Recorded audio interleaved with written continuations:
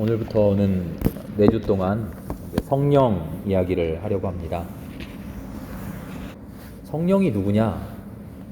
초대교회 때부터 제일 관심사였어요. 성령의 정체가 도대체 뭐냐?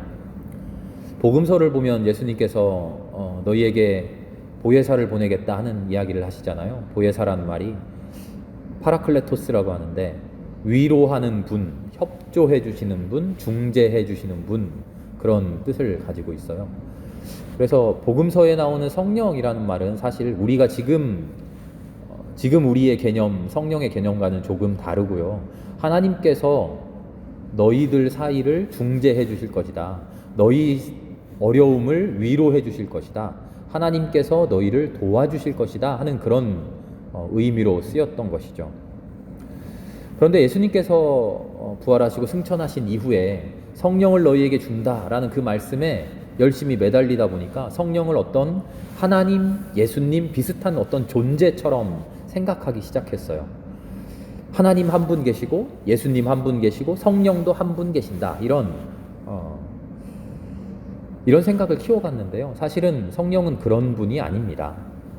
성령은 하나님 한 분 계시고 예수님 한 분 계시고 성령님도 한 분 계신다. 그런 존재가 아니고요. 성령은 하나님께서 역사하시는 것, 하나님의 역사하심, 그것이 성령이죠.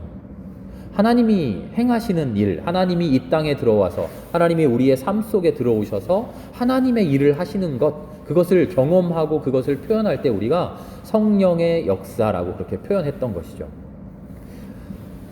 예수님은 우리 곁에 인간의 모습으로 함께 계셨잖아요. 하나님이 눈에 보이게 역사하신 분이 예수님이라면 우리의 눈에는 보이지 않지만 예수님을 통해서 하나님의 일을 하셨던 것처럼 똑같이 우리의 눈에는 보이지 않지만 지금 하나님의 일을 하고 계시는 바로 그 일, 바로 그것, 그 역사하심, 하나님의 일이 되어져 가는 것, 그것을 우리는 성령이라는 표현으로 나타내기 시작한 거죠. 그래서 우리가 흔히 성령을 받는다 이렇게 표현을 하잖아요. 성령 받았습니까? 성령 받으셨나요? 그 표현이 참으로 적절한 표현입니다. 하나님께서 일하시는 역사가 하나님의 일하심이 감사하게도 나를 통해서 일어날 때 그 역사는 내가 스스로 무언가를 계획하고 내가 앞장서서 하는 게 아니라 하나님이 나를 써주시는 거잖아요. 나에게 주어진 것을 내가 받아서 일할 뿐이죠. 하나님이 일하고자 하실 때 나에게 하나님의 능력을 주시고 하나님이 일하고자 하실 때 나에게 기회를 주시고 하나님이 일하고자 하실 때 하나님의 일이 이루어질 수 있는 그 환경을 나에게 만들어 주시는 거죠. 나뿐만 아니라 역사에, 나뿐만 아니라 온 세상에 그것을 만들어 주시는 거죠. 그래서 그것을 하나님이 주신 기회, 하나님이 주신 능력, 하나님이 주신 환경, 하나님이 주신 그 하나님의 일의 찬스, 그거를 받았다. 우리는 그렇게 표현하게 되는 거죠. 참 좋은 표현인데 이 표현을 우리가 잘못 사용하죠. 성령 받았습니까? 하면 어떤 생각을 하냐면 내가 무슨 기적 체험 뭐 그런 걸 했나? 하나님 속에서 막 불타오르는 듯한 뭐 그런 환상 체험 그런 거를 떠올리잖아요. 그런 체험의 순간들을 흔히 성령 받은 순간 그렇게 이야기하는데요. 그러지 않습니다. 성령 받으셨습니까? 라고 누가 물어본다면 우리는 스스로 어떤 고민을 해야 되냐면 내 안에 나에게 말씀하시는 하나님의 목소리가 있는가? 나는 하나님의 목소리를 듣고 있는가? 들린다면 나는 성령 받은 거죠. 내 안에 나를 괴롭히는 하나님의 마음이 있는가? 괴롭힌다고 하니까 좀 이상하죠. 나의 마음대로 하지 못하게, 내 멋대로 살지 못하게 재훈아 너 그러면 안 되지 하고 내 안에서 울려나는 그 소리가 있는가? 내 마음대로 하고 싶고 내 뜻대로 하고 싶고 내 욕심대로 하고 싶은데 그런 나를 그러면 안 돼 라고 말씀하시는 그 말씀이 있는가? 있다면 우리는 성령 받은 사람입니다. 그래서 그 마음이 나를 쿡쿡 찔러서 나중에는 내 욕심 때문에 후회하기도 하지만 내가 왜 그랬을까 싶기도 하지만 하나님이 원하는 일을 하고 하나님이 기뻐하시는 일을 하고 하나님이 즐거워하시는 일을 내가 작은 일, 뿐만 아니라 큰 일 하고 싶은가? 그리고 하고 있는가? 그렇게 하고 있다면 나는 성령 받은 것이죠. 어떤 기적을 보고 이적을 행하고 환상을 보고 그런 것이 성령 받은 게 아니고요. 아무리 방언을 하고 기적을 보고 환상을 보고 그래도 하나님과 상관없이 자기 뜻에서 자기 욕심에서 그런 일을 하면요, 그 사람은 방언도 하고 환상도 보고 기적도 행하는 사람이 있지만 초능력자에 불과하고요, 성령과는 아무 상관없는 사람입니다. 방언을 하지 못하더라도, 환상을 보지 못하더라도, 기적을 행하지 못하더라도 내 안에 나에게 말씀하시는 하나님의 마음을 느끼면서 그 마음에 이끌려서 원하든 원하지 않든, 즐거워서 하든 혹은 억지로라도 하든 하나님이 말씀하시는 대로 살아가는 사람, 그렇게 살아보려고 노력하는 사람, 그렇게 사라지지 않아서 눈물 흘리는 사람, 그 사람이 바로 성령 받은 사람이죠. 성령을 받으면, 그래서 다시 말하면 하나님의 역사하심이 나와 관련되기 시작하면, 그래서 내 안에 하나님의 역사가 일어나면 나라는 존재가 온전히 바뀌게 됩니다. 우린 바뀔 수밖에 없게 돼요. 바울이 그렇게 됐죠. 바울이라는 사람 완전히 바뀌었잖아요. 베드로와 요한 그물을 던져버리고 예수님 쫓아 나섰죠. 그렇게 바뀌어 버리는 거예요. 그런 바뀜이 없다면 내 안에 성령은 아직 계시지 않습니다. 내가 성령을 어렴풋이 알고 있을 뿐이죠. 오늘 사도행전의 말씀을 보니까 오순절 성령 강림 사건 이야기입니다. 우리 1절부터 4절까지 읽었는데요. 성령이 하늘에서 임하십니다. 하늘에서 세찬 바람이 부는 듯한 소리가 나고 불길이 솟아오르는 혓바닥처럼 갈라지는 그런 혀들이 나타나고 각 사람 위에 내렸다. 그래서 성령이 시키시는 대로 방언으로 말하기 시작했다. 이 이야기를 읽으면서 성령은 바람과도 같다, 성령은 세찬 불길과도 같다, 그런 표현들에 우리가 집중하는데요. 그것보다 더 중요한 표현이 뭐냐면 성령이 위로부터 임한다는 이야기예요. 성령이 위로부터 임한다. 하늘에서 임했다. 하늘로부터 소리가 났다. 갈라진 혀 같은 것이 위에서 임했다. 하늘이라는 장소가 중요한 게 아니고요, 하늘이 가지고 있는 상징적인 의미가 중요한 것이죠. 성령을 받았는데 이 사람들이 성령을 어디서 받습니까? 땅에서 받는 게 아니라 하늘에서 받는다는 거예요. 땅은 우리의 삶의 영역이죠. 우리의 삶의 영역에서 우리가 힘쓰고 우리가 노력하고 우리가 도전하고 우리가 이루어내고 성취하는 그런 영역에서 얻을 수 있는 것이 아니라 우리의 수준을 뛰어넘은, 우리의 차원을 뛰어넘은 하늘이라고 하는 곳, 우리가 다다를 수 없는 곳, 성스러운 곳, 하나님의 온전히 거룩한 곳, 그곳에 있는 하나님의 능력이 우리에게 임했다. 그것이 성령 강림의 제일 중요한 상징입니다. 우리가 얻을 수 없는, 하나님께서 주시지 않으면 우리가 결코 얻을 수 없는 하나님의 능력이 이 땅에서 만들어질 수 없고 이 땅에서 솟아날 수 없는 능력이 하늘에서부터 우리에게 임했다. 아까 성령은 받는 거라고 말씀드렸죠. 똑같이 성령은 임한다. 하나님의 공간에서 우리의 공간으로 성령이 뚫고 내려오신다. 이것이 바로 성령이 하늘에서 임한다는 말의 진짜 의미입니다. 내가 성령을 원해서, 내가 성령을 추구해서, 내가 성령을 간구해서 획득하는 게 아니라 하나님이 하나님의 공간에서, 하나님의 차원에서 친히 우리에게 허락해 주셔야, 내려주셔야, 그래야 우리가 받을 수 있는 것이죠. 조금 어려운 말로 하면요, 성스러운 것과 속된 것의 만남, 하나님이라고 하는 성스러운 존재와 우리 인간이라고 하는 거룩할 수 없는 속된 존재가 성령이라고 하는 하나님의 은혜를 통해서 하나로 합쳐지는 순간, 그것이 바로 성령 강림의 사건이고 성령 강림의 순간이고, 바로 그때 우리가 하나님을 만났다고 하고 성령을 받았다라고 말하는 거죠. 우리 2장을 읽었는데요, 1장 8절이 우리에게 더 익숙한 말씀이죠. 유명한 말씀이죠. 같이 읽어보겠습니다. 그러나 성령이 너희에게 내리시면 너희는 능력을 받고 예루살렘과 온 유대와 사마리아에서 그리고 마침내 땅 끝에까지 이르러 내 증인이 될 것이다. 아멘. 이 말씀에도 성령이 너희에게 내린다라고 말씀하셔요. 성령이 내린다라고 하는 말은요, 에르코마이라는 말인데요, 하늘에서 이렇게 내려온다는 말이 아니라 이 말의 원뜻은요, 임박해서 닥쳐온다는 거예요. 내가 비유를 하자면 이런 거예요. 길을 가고 있는데 내 옆에 없다고 생각했는데 갑자기 자동차가 확 닥쳐오는 거예요. 전혀 자동차가 오는 줄도 몰랐는데 내 옆으로 확 다가오는 거예요. 그럼 어떻게 하죠? 깜짝 놀라죠.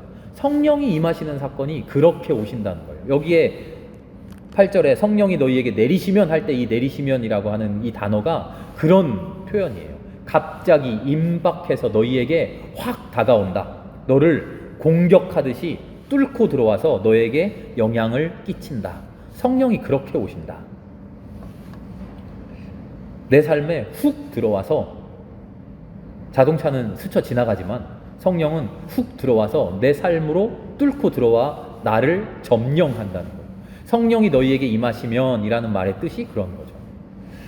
그러고 보면 조금 성령 받는다고 하는 것이 느낌이 다르죠. 내가 하나님 성령 받고 싶습니다. 하나님 체험하고 싶습니다. 하나님 나에게 성령을 내려주세요. 라고 매달려서 그 무슨 신비한 그런 체험을 하고, 야, 나 성령 받았어? 이런 게 아니라, 성령을 주신다는 건 그런 게 아니라 하나님과 아무 상관없이 나 하나님 모르고 살아. 하나님은 하나님이고 나는 나지. 그렇게 막연하게 하나님하고 아무 상관없이 살아가던 나를 자동차가 덮치듯이 그렇게 갑자기 확 덮쳐서 사로잡아 버리는 것. 그게 성령이 임하시는 사건인 것이죠. 우리에게 닥치는 성령, 우리에게 내려주시는 성령은 그런 모습으로 우리에게 온다고 이야기합니다.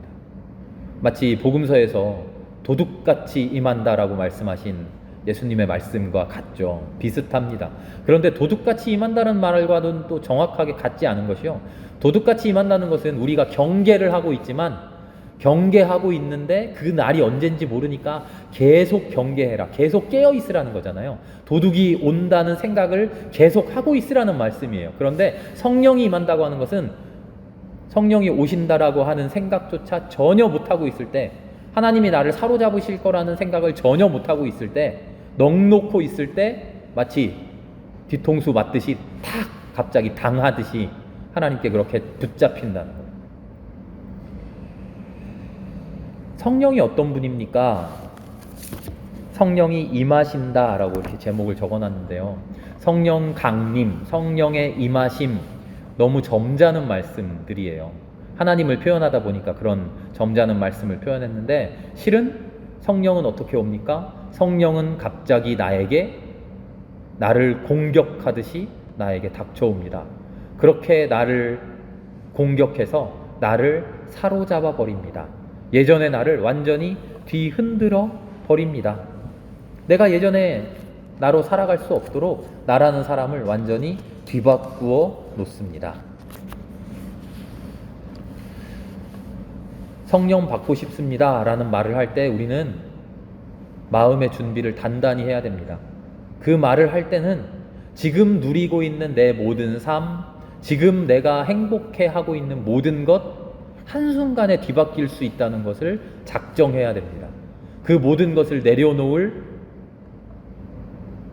결심을 해야 됩니다. 내 가족과도 떨어질 생각을 해야 됩니다. 갑자기 하나님이 나를 사로잡으시면 너 이곳을 떠나라 하실 수도 있고요, 너 생명을 내놔라 하실 수도 있고요, 내가 전혀 생각하지 못했던 일을 나에게 맡기실 수도 있고요. 그런데 그것을 내가 결심하고 내가 결단하고 내가 계획해서 하는 게 아니라 그냥 붙들려서 우리는 끌려가야만 하는 것이죠. 성령 받는다고 하는 것은 그래서 두려운 일입니다. 무서운 일입니다. 감히 주여 나에게 성령 임해 주십시오 라고 기도하기 어려운 그런 기도의 제목이죠. 그런데 예수님께서는 그 성령을 받으라 라고 말씀하십니다. 성령을 받으면 우리의 삶이 완전히 뒤바뀌는데 그 성령을 받아라. 그 이야기는 뭘까요? 지금 우리가 누리고 있는 행복, 지금 우리가 살아가고 있는 안정된 우리의 삶의 모습이 하나님의 모습으로 봤을 때, 하나님의 눈으로 봤을 때 우리는 안정되어 있다고 하고 우리는 행복하다고 하고 안주하고 있지만 하나님의 시선으로 봤을 때는 아니야, 바뀌어야만 해. 하나님 그렇게 생각하신다는 거죠. 어떻게 바꿔줄까? 성령이 너희에게 임해서 너를 완전히 뒤흔들어 놓아주겠다. 뒤흔들어 주겠다. 하나님 우리에게 그렇게 약속하십니다. 그 성령을 받기 위해 우리의 마음 깊은 곳에서 기도할 수 있는 우리가 되기를 바랍니다. 하나님이 역사하시는 것을, 하나님의 역사를 소망하는 우리가 되기를 바랍니다. 하나님의 역사를 소망하기 위해서 내가 누리고 있는 것 언제라도 하나님께 돌려드릴 수 있는 각오가 되어 있는 우리가 될 수 있기를 바랍니다. 오늘 성령의 강림 이야기를 보면 그 뒤에 각각 방언으로 말하기 시작하는 사람들이 나옵니다. 우리가 요즘 이야기하는 알아듣기 힘든 그런 방언이 아니고요. 무슨 말인지 알 수 없는 천상의 말들, 그런 방언이 아니라 이 사도행전에 나오는 방언들은요, 여러 지방의 이 말들입니다. 경상도 말, 저기 전라도 말, 조금 이상하지만 알아듣잖아요. 서로 낯설지만 알아듣잖아요. 한 발 더 나아가서 일본말, 중국말, 태국말, 그런 서로 다른 말들을 하기 시작한다는 겁니다. 우리가 하나 되어 있다고 말하면서, 공동체라고 말하면서, 한 하나님을 믿는다고 말하면서 우리는 서로 다른 이야기들을 하는 사람들이라는 것입니다. 하나님의 영에 휩쓸리는 순간 서로 다른 이야기를 하게 됩니다. 서로 다른 이야기를 하며 서로 다른 비전을 바라보고 서로 다른 삶을 살아가게 됩니다. 누군가는 이런 모습으로 살아가며 이게 하나님이 우리에게 주신 올바른 모습이라고 이야기합니다. 그런가 하면 또 다른 사람은 이렇게 정반대의 삶을 살아가면서 이게 하나님이 우리에게 주신 올바른 삶이라고 이야기하죠. 각각 다른 언어, 각각 다른 말, 각각 다른 진리를 하나님께로부터 받습니다. 성령 임한 사람은 말이죠. 그런데 중요한 것은요, 그렇게 서로 다른 방언을 하는 사람들이 각기 이 나라 말, 저 나라 말, 알아듣기 어려운 말들로 중구난방 말하는 것 같은데 한 장 넘겨 읽어보면 참 신기하다. 서로 다른 이야기들을 하는데 우리가 이 말을 다 알아듣고 있구나 하고 놀라는 이야기가 나옵니다. 성령이 우리에게 임하면, 성령이 우리를 사로잡으면 누군가는 이런 삶의 방향으로, 이런 진리로, 누군가는 전혀 다른 저런 진리로 살아가게 됩니다. 그러나 우리는 그 진리와 저 진리가 서로 다른 것이 아니라 마침내 하나라는 것을 이해하게 되죠. 내가 말하는 것, 네가 말하는 것, 우리가 말하는 것이 서로 다른 이야기들을 하고 있지만 성령 안에서 그 모든 것을 이해하고 하나 될 수 있는 우리로 삼아 주시는 것이죠. 성령이 임하면 우리는 서로 다른 우리들을 이해할 수 있게 됩니다. 서로 다른 사람들을 포용할 수 있게 되고 맞아들일 수 있게 됩니다. 서로가 서로를 이해하는 참된 공동체를 이루어가는 것이죠. 그게 하나님 나라의 모습입니다. 성령이 우리에게 임하십니다. 성령은 누구입니까? 라고 성령의 정체를 알기 위해 수많은 기간 동안 사람들이 노력했는데 그 노력의 최후에, 그 노력의 끝에 많은 신학자들이, 많은 신앙인들이 이렇게 고백합니다. 성령의 정체를 밝히는 일이 중요한 것이 아니라 성령을 통해 하나님이 역사하시는 그 역사하심을 이해하고 그 역사하심에 동참하고 그 역사하심으로 인해 하나님의 나라를 만들어가는 우리의 결심, 결단이 중요하구나. 그렇게 마침내 고백합니다. 성령은 우리에게 임하십니다. 우리에게 임하시는 성령을 고대하고 기대하고 소망합시다. 성령이 그러나 우리에게 임하실 때 지금 나의 삶이 온전히 흔들린다는 것을 각오합시다. 그럼에도 성령을 기다립시다. 성령이 우리에게 주시는 그 은혜를 붙들고 살아가는 그런 우리가 될 수 있기를 바랍니다. 그렇게 변해가는 우리의 삶의 모습을 통해서 하나하나 주님의 아름다운 세상이 만들어질 줄 믿습니다. 지금 이 순간에도 성령께서 우리를 온전히 붙들어 주셔서 우리는 알지 못하지만 하나님께서 우리를 온전히 변화시켜 주시고 그 변화된 모습으로 아름다운 하나님 나라 우리가 만들어 갈 수 있기를 기도합니다. 함께 기도하겠습니다.